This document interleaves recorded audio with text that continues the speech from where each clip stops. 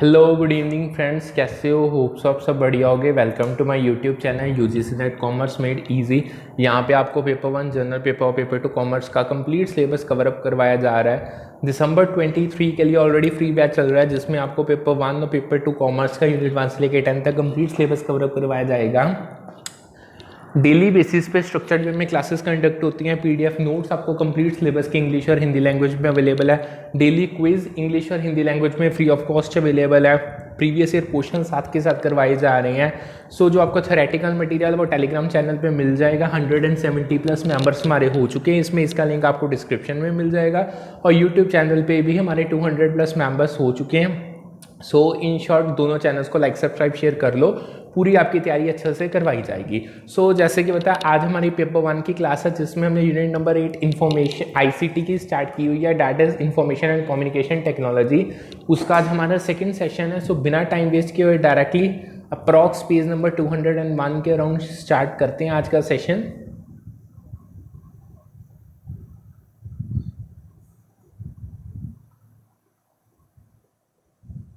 Exactly हमने यहाँ से स्टार्ट करना है। देखो, सबसे अभी हमारी एब्रीवेशंस की क्लासेस 2 और चलेंगी, क्योंकि बहुत सारी एब्रीवेशंस और टर्मिनोलॉजी है जो आईसीटीज में अलग अलग फॉर्म में पूछी जाती है यूजीसी नेट के पेपर में। अब आगे आता है आईएसपी क्या होता है। वैसे मैं आपको ऑलरेडी बता चुका हूँ, आईएसपी की full form internet service provider है। ये वो कंपनी है जो आपको इंटरनेट प्रोवाइड करती है।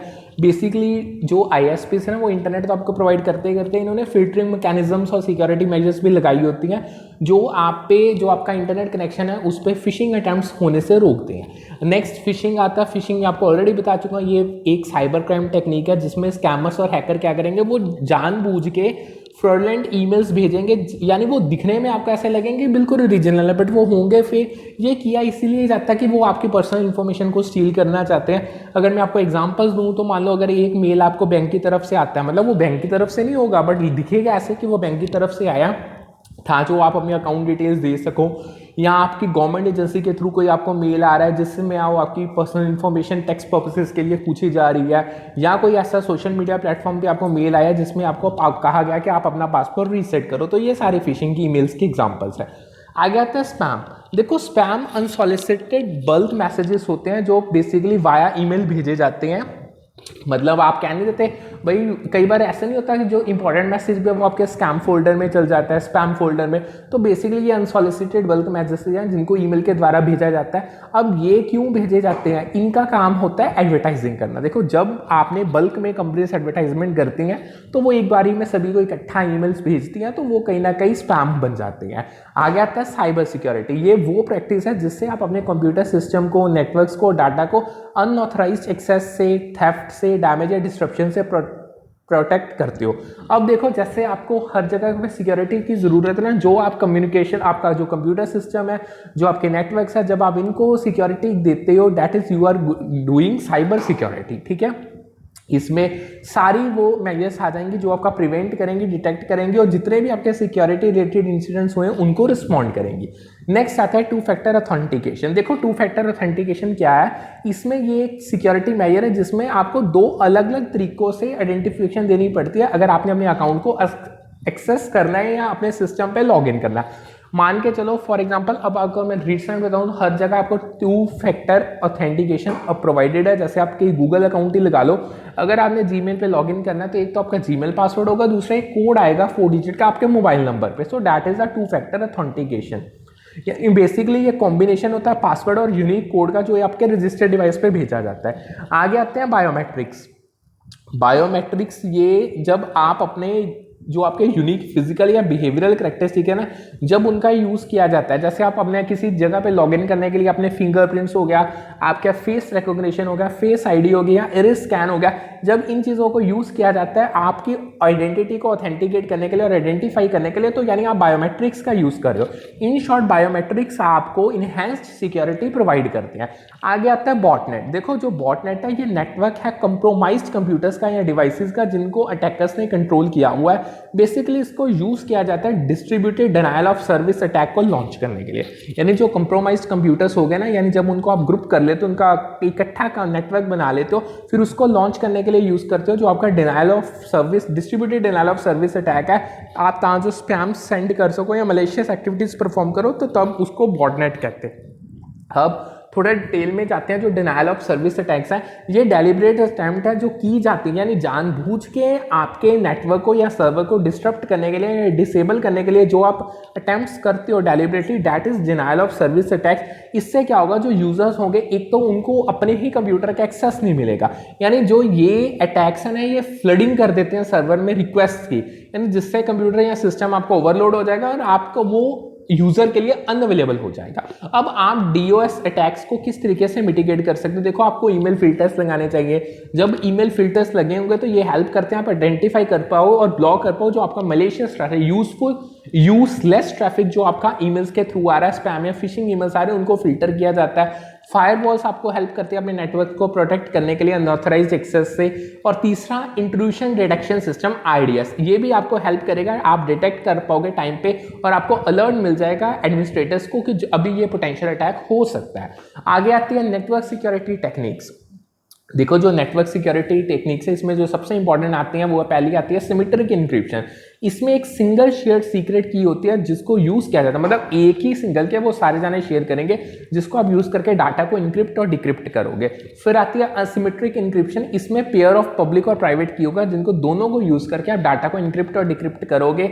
आगे आता है ऑथेंटिकेशन, यानी इसमें आप इंडिविजुअल्स की या सिस्टम्स की आइडेंटिटी को पहले वेरीफाई करोगे, फिर आप आगे प्रोसीड करोगे।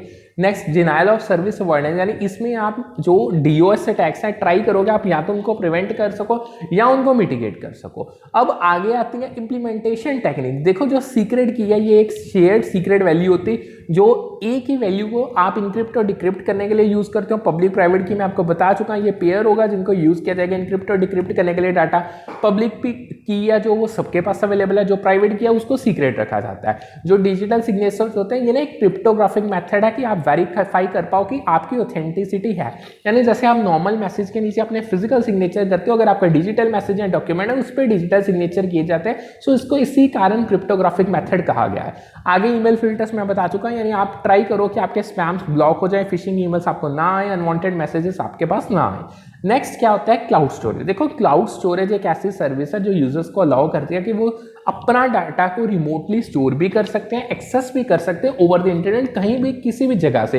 यानी इन शॉर्ट, अगर आपको एक अच्छी स्टोरेज कैपेसिटी, अच्छी खासी स्टोरेज कैपेसिटी मिल जाती है, डाटा रिडंडेंसी नहीं होती, मतलब आपको डाटा को डुप्लीकेट करने की जरूरत नहीं, मल्टीपल डिवाइसेस से इजीली एक्सेस मिल जाता है। आगे आता है SaaS, ये मैं आपको करवा चुका हूं बट एक बार फिर बता देता हूं। देखो, जो ये SaaS है, ये सॉफ्टवेयर एज अ सर्विस है, यानी कि एक सॉफ्टवेयर डिलीवरी मॉडल है जिसमें आपको एप्लीकेशंस प्रोवाइड की जाती है इंटरनेट के ऊपर सब्सक्रिप्शन बेसिस पे। मतलब आपको सब्सक्राइब करना पड़ेगा बट ओवर द इंटरनेट आपको एप्लीकेशंस मिल जाएंगी, यानी यूजर्स के पास पूरा अच्छा एक्सेस होगा सॉफ्टवेयर का वेब ब्राउजर के थ्रू, बट उसको लोकल इंस्टॉलेशन यानी पीसी पे सॉफ्टवेयर पे इंस्टॉल करने की जरूरत ही नहीं है। आगे आता है IaaS, यानी कि इंफ्रास्ट्रक्चर एज अ सर्विस है। ये अभी एक क्लाउड कंप्यूटिंग मॉडल है जो आपको एक वर्चुअलाइज्ड कंप्यूटिंग रिसोर्सेज प्रोवाइड करता है। जैसे आपको वर्चुअल मशीन्स मिल जाती हैं, स्टोरेज मिल जाती है, नेटवर्किंग मिल जाती है इंटरनेट के ऊपर, इसको आप यूज कर सकते हो मैनेज और बिल्ड करने के लिए आपका जो वर्चुअल इंफ्रास्ट्रक्चर है। ठीक है, नेक्स्ट आता है PaaS, यानी प्लेटफॉर्म एज अ सर्विस। अब ये अगेन एक क्लाउड कंप्यूटिंग मॉडल है जो आपको एक ऐसा प्लेटफॉर्म प्रोवाइड करता है जिस प्लेटफॉर्म को यूज करके आप डेवलप कर सकते हो, टेस्ट कर सकते हो और एप्लीकेशंस को डिप्लॉय कर सकते हो। उनको आपको कोई इंफ्रास्ट्रक्चर को मैनेज करने की जरूरत ही नहीं है, मतलब आप ओवर द इंटरनेट पास के थ्रू एप्लीकेशंस डेवलप, टेस्ट और डिप्लॉय कर सकते हो। यानी आपको एक ऐसा फ्रेमवर्क मिल जाता है, ऐसे टूल्स मिल जाते हैं जो आपके पूरे डेवलपमेंट प्रोसेस को स्ट्रीमलाइन कर देते हैं। आगे आता है वर्चुअलाइजेशन। इसमें आप एक वर्चुअल वर्जन कंप्यूटिंग रिसोर्सेज का क्रिएट करते हो, जैसे वर्चुअल सर्वर्स क्रिएट कर ले, स्टोरेज डिवाइसेस हो गए या ऑपरेटिंग सिस्टम्स हो गए। यानी ये चीज कहीं ना कहीं आपको मल्टीपल इंस्टेंसेस अलाउ करते हैं कि आप रन कर सकते हो एक सिंगल फिजिकल मशीन पे। सो इससे एक तो रिसोर्स यूटिलाइजेशन बढ़ जाएगी और फ्लेक्सिबिलिटी बहुत अच्छे से बढ़ जाएगी। आगे आता है हाइब्रिड क्लाउड। देखो, जो हाइब्रिड क्लाउड है ये कॉम्बिनेशन है प्राइवेट और पब्लिक क्लाउड इंफ्रास्ट्रक्चर का।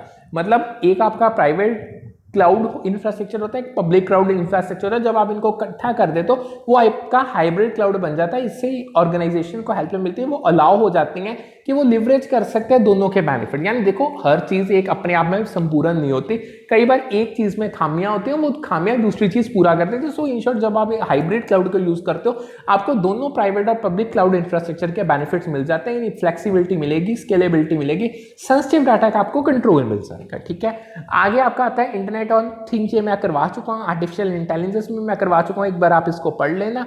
नेक्स्ट आती है मशीन लर्निंग, ये बहुत इंपॉर्टेंट है। देखो जो मशीन लर्निंग है ना, ये आर्टिफिशियल इंटेलिजेंस का ही सबसेट है। इसमें क्या होता है, इसमें आप एल्गोरिथम्स और मॉडल डेवलप करते हो जो कंप्यूटर्स को अलाउ करते हैं कि वो लर्न सीख सकेंगे, प्रेडिक्शंस या डिसीजंस ले पाएंगे डाटा के बेसिस पे विदाउट बीइंग एक्सप्लिसिटली प्रोग्राम। कहने का मतलब क्या है, देखो जैसे आप बच्चा होता है हम उसको पढ़ाते हैं सिखाते हैं, जैसे अब आप लोग आपको चीज़ें पढ़ाएंगे फिर आपको समझ आए, सेम तरीके से जो मशीन लर्निंग है इसमें हम कंप्यूटर को पढ़ाते हैं समझाते हैं उसको चीज़ें इस तरीके से समझाते हैं कि वो डाटा के बेसिस पे खुद प्रेडिक्शंस या डिसीजंस ले पाए विदाउट बीइंग एक्सप्लिसिटली प्रोग्राम। यानी जो ये मशीन लैंग्वेज टेक्निक्स है या इसमें आपकी सुपरवाइज्ड लर्निंग, अनसुपरवाइज्ड लर्निंग यानी इन्फोर्समेंट लर्निंग भी आ जाती है।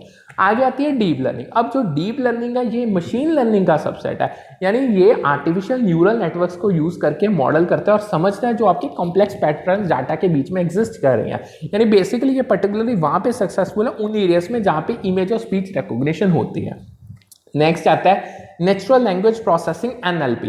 देखो जो आपका नेचुरल लैंग्वेज प्रोसेसिंग है ये एआई का ही फील्ड है जिसका मेन फोकस ये है कि जो आपके कंप्यूटर्स और ह्यूमन लैंग्वेजेस हैं उन दोनों में इंटरेक्शन हो सके, वो एक दूसरे से इंटीग्रेट हो सके। यानी जो आपकी एनएलपी टेक्निक्स है ये कंप्यूटर्स को इनेबल कर सकती है कि वो ह्यूमन लैंग्वेज को समझे, उनको इंटरप्रेट करे, उसको जनरेट करे। ठीक है, आगे बढ़ते हैं। आगे आता है आपके पास रोबोटिक्स। अब जो ये रोबोटिक्स है ये टेक्नोलॉजी की ही ब्रांच है जो डील करती है with the design, construction and operations of robots. देखो आज के टाइम पे हर जगह पे रोबोट्स का यूज किया जाता है, मेडिकल साइंसेस में, एजुकेशनल इंस्टीट्यूट्स में कहीं ना कहीं रोबोट्स का यूज होता है। यानी जब आप रोबोटिक्स क्या है, यानी ये वो चीज है, वो ब्रांच है टेक्नोलॉजी जो आपको बताती है कि आपने रोबोट्स को किस तरीके से डिजाइन करना है, कंस्ट्रक्ट करना है, उनको ऑपरेट करना है। यानी जो ये रोबोट्स है ना बेसिकली ये तो प्रोग्रामेबल मशीन्स हैं, ये अलग अलग टास्क ऑटोनोमली कर सकते हैं और विद ह्यूमन गाइडेंस दोनों तरीके से वो अपने आप खुद ब खुद यानी इंडिपेंडेंटली, ऑटोनोमसली और ह्यूमन गाइडेंस के साथ दोनों तरीके से टास्क को परफॉर्म कर सकते हैं। बहुत इंपॉर्टेंट टॉपिक नेक्स्ट आता है ब्लॉकचेन। क्या होता है, देखो जो ब्लॉकचेन है ये एक डिसेंट्रलाइज्ड और डिस्ट्रीब्यूटेड लेजर टेक्नोलॉजी है जो सिक्योरली रिकॉर्ड करती है और वेरीफाई करती है ट्रांजैक्शंस जो आपके मल्टीपल कंप्यूटर्स के अक्रॉस हो रही हैं। मतलब बीइंग अ डिसेंट्रलाइज्ड और डिस्ट्रीब्यूटेड लेजरिंग टेक्निक, यानी जितनी भी आप अलग अलग मल्टीपल कंप्यूटर्स पे ट्रांजैक्शंस कर रहे हो उनको सिक्योरली रिकॉर्ड करना और वेरीफाई करना, ये आपको ब्लॉकचेन हेल्प करेगी। यानी इसमें जो अंडरलाइंग टेक्नोलॉजी है वो जो हमारी क्रिप्टो करेंसीज लाइक बिटकॉइन है उसके पीछे भी ब्लॉकचेन टेक्नोलॉजी का ही हाथ है। अब जो ब्लॉकचेन टेक्नोलॉजी का पर्पस यही है कि डाटा आपका सिक्योर किया जा सके। यानी मतलब मैंने आपको बता दिया कि ये एक डिसेंट्रलाइज्ड और डिस्ट्रीब्यूटेड डिजिटल लेजर है जो आपके ट्रांजेक्शंस को रिकॉर्ड करता है जो आप मल्टीपल कंप्यूटर्स और नोड्स के अगेंस्ट कंडक्ट कर रहे हो। इससे कहीं ना कहीं डाटा की सिक्योरिटी और इंटीग्रिटी मेंटेन रहती है। अब जो आपकी सिक्योरिटी और इंटीग्रिटी डाटा की बनती है ना वो थ्रू क्रिप्टोग्राफिक टेक्निक्स होती है, कंसेंसस मैकेनिज्म्स होते हैं, इम्यूटेबिलिटी होती है। सो जो डाटा स्टोर्ड है ना ब्लॉकचेन में वो रेसिस्टेंट है मॉडिफिकेशन को, टैम्परिंग और अनऑथराइज्ड एक्सेस। मतलब जितना भी डाटा ब्लॉकचेन में आएगा ना तो उसको कोई मॉडिफाई कर सकता है, ना उसको कोई टैम्पर करके चेंज कर सकता है, ना किसी अनऑथराइज्ड बंदे को उसका एक्सेस मिलेगा। आगे आती है क्रिप्टो करेंसी। देखो जो क्रिप्टो करेंसी है ये डिजिटल और वर्चुअल फॉर्म है करेंसीज की जो क्रिप्टोग्राफी को यूज करके आपकी फाइनेंशियल ट्रांजैक्शन जो आप ओवर द इंटरनेट कंडक्ट कर रहे हो उनको सिक्योर करती है। यानी इसमें कंट्रोल है, पूरा कंट्रोल है कि न्यू यूनिट्स किस तरीके से क्रिएट करनी है और किस तरीके से जो आपके ट्रांसफर ऑफ एसेट्स हो रहे हैं यानी जो एसेट्स का ट्रांसफर हो रहा है उसको वेरीफाई करना है। आगे आता है स्मार्ट कॉन्ट्रैक्ट। अब जो ये स्मार्ट कॉन्ट्रैक्ट है ये सेल्फ एग्जीक्यूटिंग कॉन्ट्रैक्ट है जिसकी टर्म्स जो टर्म्स हैं एग्रीमेंट की वो डायरेक्टली रिटन है कोड में। मतलब जैसे आप नॉर्मल फिजिकल कॉन्ट्रैक्ट्स करते हो उसमें आप लिखते हो ना नीचे टर्म्स एंड कंडीशंस अप्लाइड, यानी आपको लिखनी पड़ती है। अब जो ये स्मार्ट कॉन्ट्रैक्ट होते हैं ये सेल्फ एग्जीक्यूटिंग कॉन्ट्रैक्ट है। इसकी टर्म्स जब उसको बनाया गया ना जो कोड है जो मशीन लैंग्वेज में यूज होगा या कंप्यूटर में यूज हुआ उसमें ऑलरेडी डाली गई है। यानी ये ऑटोमेटिकली एग्जीक्यूट कर देता है वो सारे एक्शंस जो प्री डिफाइंड कंडीशंस पे बेस्ड है जब नीड अराइज होती है इंटरमीडिएरीज की। ठीक है, ऑगमेंटेड रियलिटी क्या होता है, देखो जो आपकी ऑगमेंटेड रियलिटी है वो टेक्नोलॉजी है जो ओवरले करती है कंप्यूटर जनरेटेड कंटेंट को रियल वर्ल्ड एनवायरनमेंट में, ठीक है। इससे क्या होगा, जो यूजर्स की परसेप्शन और इंटरेक्शन है उनकी सराउंडिंग के साथ वो बहुत अच्छे से इनहांस हो जाएंगी। नेक्स्ट आती है वर्चुअल रियलिटी। ये एक सिमुलेटेड एक्सपीरियंस है जो कहीं ना कहीं सिमिलर भी होता है और कई बार कंप्लीटली डिफरेंट भी हो जाता है रियल वर्ल्ड से। यानी देखो जैसे अब जो पायलट्स हैं जब वो अपने ट्रेनिंग लेते हैं उनको सिमुलेटर पे बिठाया जाता है, मतलब जो आपका प्लेन का सिमुलेटर है वो सेम रेप्लिका होता है जो रियल लाइफ आपका स्काई का होगा। सो ये बहुत जो आपके इमर्सिव यूजर्स इन वर्चुअल एनवायरनमेंट, मतलब ये ना बहुत अच्छे तरीके से रेप्लिका बना देता है रियल एनवायरनमेंट का। सो बहुत जो इसमें बेसिकली जो गियर्स होते हैं वो हेड माउंटेड डिस्प्ले या मोशन ट्रैकिंग सेंसर्स को यूज किया जाता है।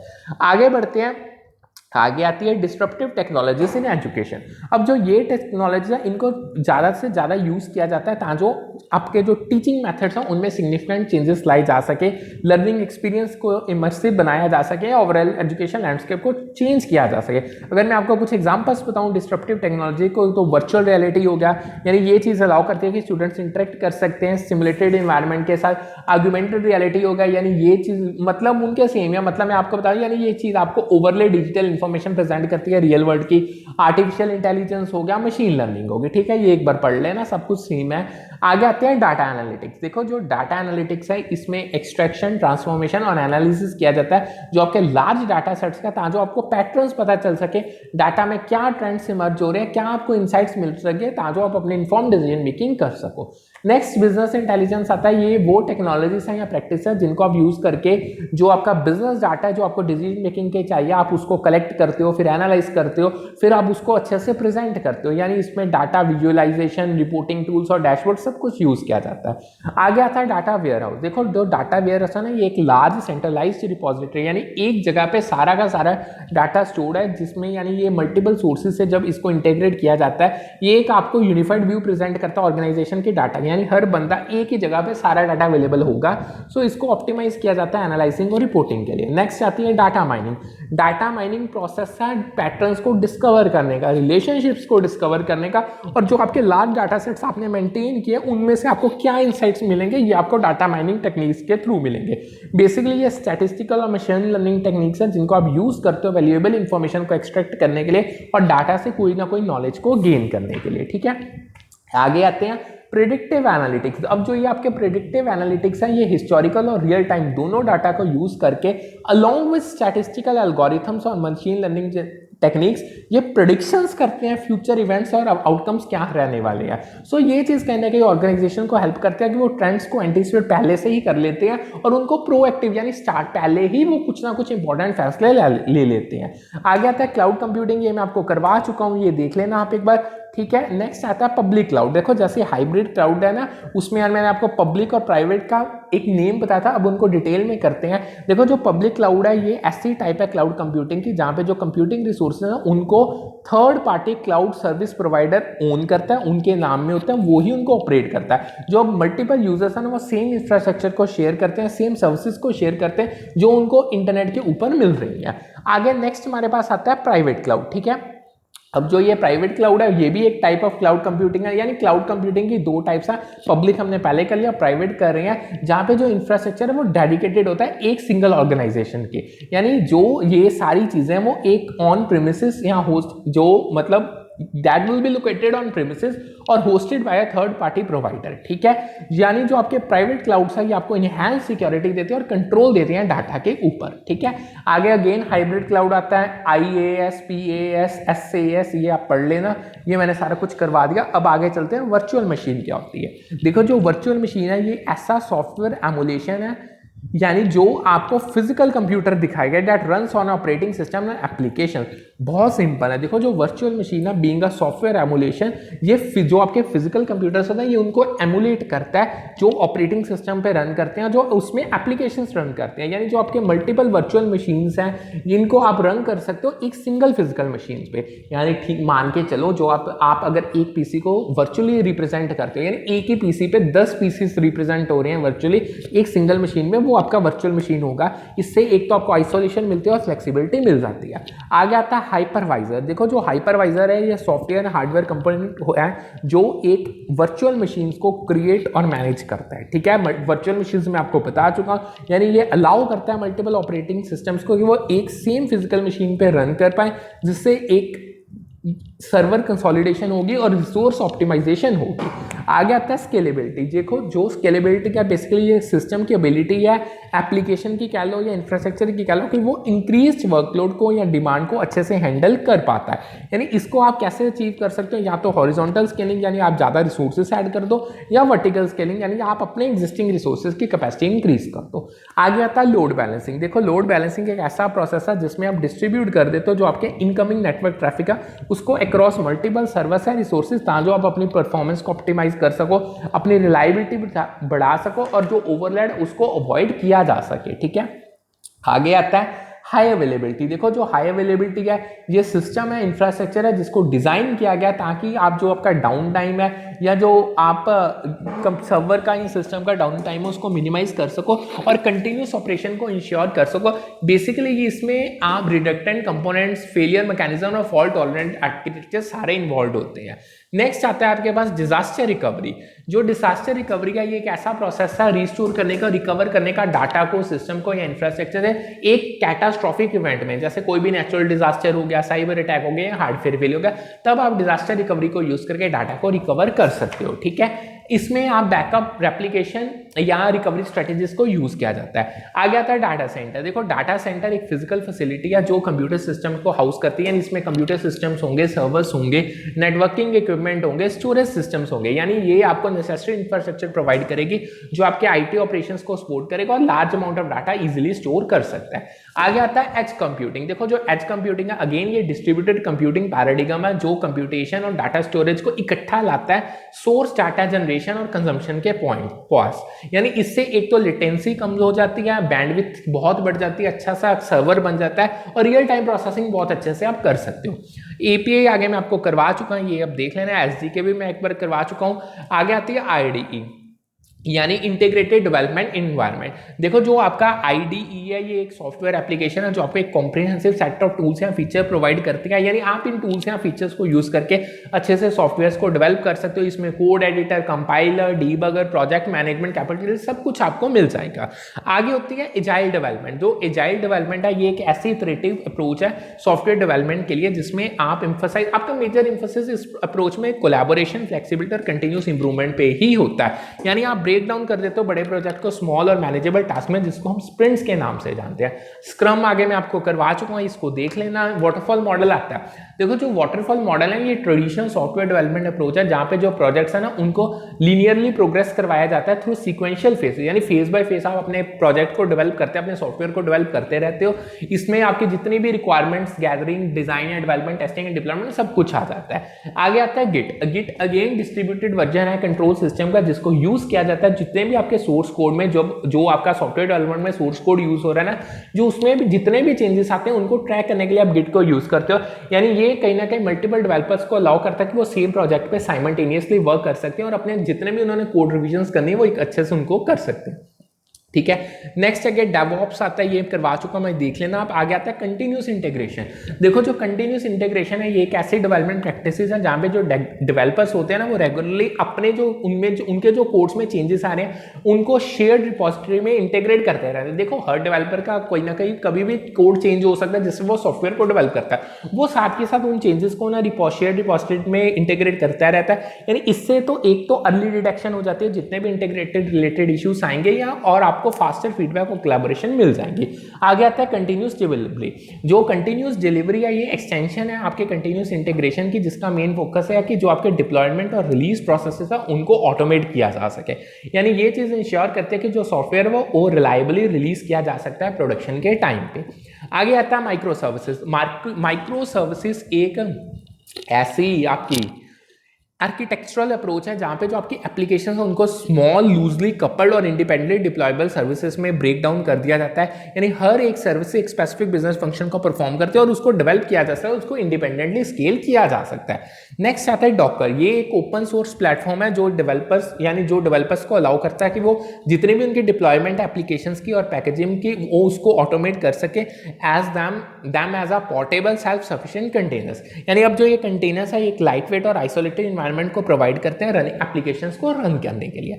लास्ट आता है कुबरनेट्स। जो कुबरनेट्स है ये एक ओपन सोर्स कंटेनर है, ऑर्केस्ट्रेशन प्लेटफॉर्म है जो आपके डिप्लॉयमेंट, स्केलिंग और मैनेजमेंट जो आपके कंटेनराइज्ड एप्लीकेशंस क्या उनको ऑटोमेट करता है। यानी ये आपको ऐसे टूल्स प्रोवाइड करता है जिससे आप अच्छे से कंटेनर मैनेजमेंट, लोड बैलेंसिंग और हाई अवेलेबिलिटी कर सकते हो। ठीक है, सो यहाँ पे हम आज करते हैं आज का सेशन को वाइंड अप। अभी हमारे 2 सेशंस और कंडक्ट होंगे। ऑलमोस्ट आपको हर ऐसी जितनी भी टर्मिनोलॉजी और एब्रीविएशंस यूज हुई हैं आईसीटी में जो पेपर में मैंने सारी कवर अप करवा दी है। अभी 2 सेशंस और करेंगे, फिर आगे इसका आईसीटी का सिलेबस कंटिन्यू करेंगे। सो पीडीएफ इसके आपको इंग्लिश और हिंदी लैंग्वेज में टेलीग्राम चैनल पे अवेलेबल है। टेलीग्राम चैनल का लिंक यूट्यूब में अवेलेबल है। सो करते हैं आज का सेशन वाइंड अप। आप चैनल्स को सब्सक्राइब कर लो। मिलते हैं कल with a new session with a new set of technology with a new set of topics. Good afternoon. Have a nice day ahead.